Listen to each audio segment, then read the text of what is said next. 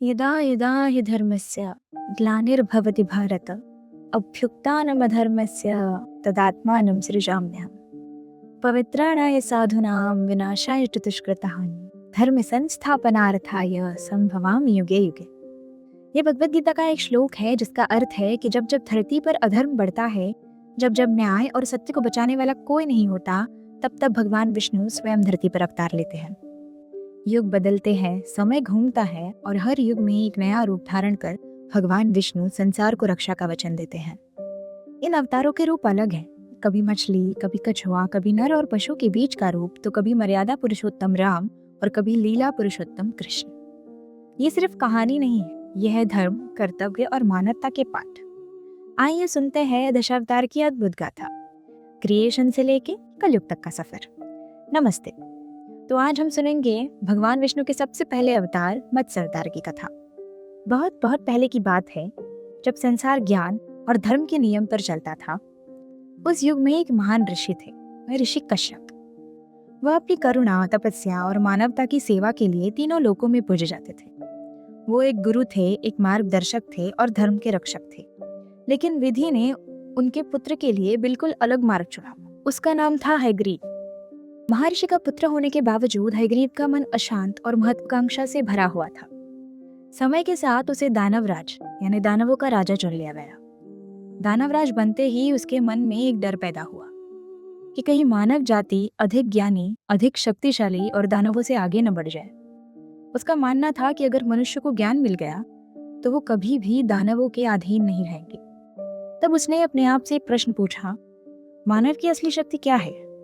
और उत्तर स्पष्ट था।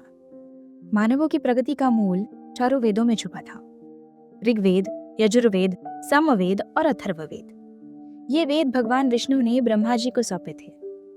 इनमें सृष्टि का ज्ञान, कर्तव्य का बोध, धर्म और सत्य की शिक्षा थी। जब तक वेद सुरक्षित थे, मानव जाति आध्यात्मिक और बौद्धिक रूप से आगे बढ़ती रहती। और यही हयग्रीव को बर्दाश्त नहीं था। अपनी शक्ति और चालाकी का उपयोग करके हयग्रीव ब्रह्मलोक पहुंच गया। अपनी घमंड में उसने चारों वेद चुरा लिए और देवलोक से भाग निकला। उसने उन पवित्र ग्रंथों को समुद्र की गहराइयों में छुपा दिया, ये सोचकर कि ज्ञान के बिना मानवता अंधकार में डूब जाएगी। और ऐसा ही हुआ। कुछ समय के लिए अज्ञान ने ज्ञान पर अपनी छाया डाल दी, पर ब्रह्मांड में ऐसा कुछ नहीं है जो भगवान विष्णु की दृष्टि से छुप सके। भगवान विष्णु ने दो बड़ी घटनाओं को पहले ही देख लिया था। पहली, वेदों की चोरी, और दूसरी, भगवान शिव का निर्धरण, जिसमें पृथ्वी को शुद्ध करने के लिए जल प्रलय आने वाला था। यह प्रलय सदैव के लिए विनाश लाने हेतु नहीं, बल्कि अधर्म और विकारों को मिटाकर नए युग की स्थापना करने के लिए था। जीवन और ज्ञान की रक्षा के लिए भगवान विष्णु ने पृथ्वी पर अवतार लेने का निर्णय लिया। उन दिनों एक अच्छे राजा थे, राजा मनु, धर्मपरायण और ज्ञानी, जिन्हें मानवता के पुनरुद्धार के लिए चुना गया था। वह रोज नदी किनारे जाकर पूजा करते।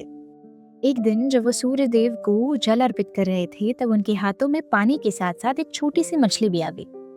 महाराज मनु ने नेत्र खोलकर जब उस मछली की ओर देखा तो वो मछली बोल पड़ी, राजा जी, मुझे पुनः पानी में न डालें, इस पानी के बड़े जीव मुझे खा जाएंगे। मछली की बातें सुनकर महाराज हैरान हो गए। उनके मन में शंका आई कि यह मछली बोल कैसे रही है। किंतु उन्हें उस मछली पर दया आ गई और उन्होंने उसे अपने कमंडलों में डालकर उसे राजमहल ले गए। राजमहल में उस मछली को उन्होंने एक छोटे से मटके में डाला, पर अगले दिन वह मटका भी उसके लिए छोटा पड़ गया। फिर उन्होंने उस मटके से निकालकर उस मछली को एक तालाब में डाल दिया और उसी के अगले दिन वह तालाब भी उसके लिए छोटा पड़ गया। फिर उस मछली को नदी में डाला गया, वह नदी भी उसके लिए छोटी पड़ गई। फिर आखिर में उसे उस नदी से निकालकर समंदर में डाला गया। समंदर में डालने के बाद महाराज मनु ने उस मछली से पूछा कि आप कोई साधारण मछली नहीं लग रहे, कृपया आप मुझे अपने वास्तविक रूप के दर्शन दें। तभी भगवान विष्णु ने मनु महाराज को दर्शन दिए और उनसे कहा कि मनु, जो मैं अभी कहने जा रहा हूँ वो ध्यान से सुनना। आज से ठीक 7 दिन बाद पृथ्वी पर प्रलय आने वाला है और संपूर्ण पृथ्वी जलमग्न होने वाली है। मैं चाहता हूँ कि तुम 7 दिनों में एक विशाल नौका बनाओ तथा उसमें ज्ञान के ग्रंथों को संभाल कर रखो, पृथ्वी पर उपस्थित बीज रखो, ताकि नया जीवन उग सके। हर जीव जंतु के एक एक जोड़े को साथ लेना ताकि प्रलय के पश्चात सृष्टि का संतुलन बना रहे। सभी सप्तऋषियों को भी अपने साथ उस नौका में आने का आग्रह करना और स्मरण रहे, यह नौका तुम्हारी श्रद्धा, तुम्हारे धर्म और तुम्हारी चेतना से बनेगी। प्रभु से आज्ञा मिलते ही महाराज मनु ने उनकी पत्नी शत्रुपा के साथ मिलकर कार्य शुरू कर दिया। वहां दूसरी ओर समुद्र की गहराइयों में भगवान मत्स्य 4 वेद ढूंढने निकल पड़े। तभी उनका सामना हयग्रीव से हुआ। यह संघर्ष था ज्ञान और अज्ञान के बीच, अहंकार और धर्म के बीच। यह युद्ध 7 दिन तक चला। अंत में सत्य की विजय हुई। मत्स्य ने हयग्रीव को पराजित किया और चुराए गए वेद वापस प्राप्त किए। पर अभी उनका कार्य पूर्ण नहीं हुआ था। पृथ्वी धीरे धीरे जल में समा रही थी। उस महान तूफान के बीच महाराज मनु की नौका लहरों के साथ झूल रही थी। तभी अचानक जल के बीच में भगवान विष्णु मत्स्य रूप में मनु महाराज के सामने प्रकट हुए। मत्स्य ने अपना सींग नौका के पास लाया। महाराज मनु ने कांपते हाथों से नौका की रस्सी मत्स्य के सींग से बांध दी। जैसे ही रस्सी बांधी, मत्स्य ने धीरे धीरे नौका को आगे बढ़ाना शुरू किया। नौका के अंदर सप्तऋषि ध्यान में विलीन थे। वेदों की गूंज जलराशि में भी गूंज रही थी। हर जीव सुरक्षित था, जैसे कोई अदृश्य शक्ति सबकी रक्षा कर रही हो। धीरे धीरे तूफान शांत होने लगा और फिर एक पहाड़ी चोटी नजर आई। वह था हिमावान पर्वत, जहाँ प्रलय का प्रभाव कम हो चुका था।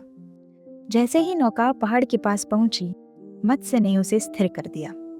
भगवान मत्स्य ने वेद राजा मनु को देते हुए कहा, इस पवित्र ज्ञान का उपयोग संपूर्ण मानवता के कल्याण के लिए करना। इतना कहकर मत्स्य अवतार जल में विलीन हो गए और एक नया युग प्रारंभ हो। मत्स्य अवतार की कथा हमें 3 सीख देती है। पहला, ज्ञान की रक्षा सबसे बड़ा धर्म है। दूसरा, हर तूफान के बाद शांति आती है।